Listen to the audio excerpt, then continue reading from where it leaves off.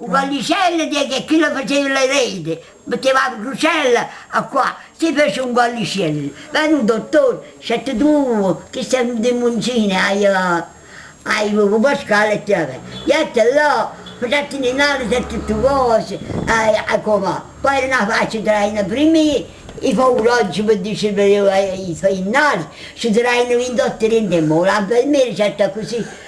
Tanto, ma non ci visto ancora, chi no? Stai zitto!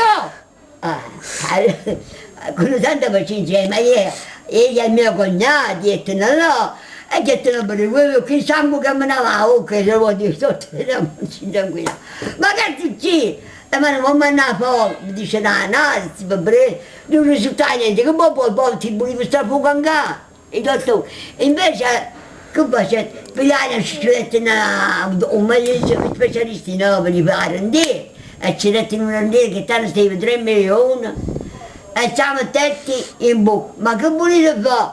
Non ce la facevo, cacciavo il culo che si faceva perché non voleva dire più, perché che stare in dì, avete detto Gesù.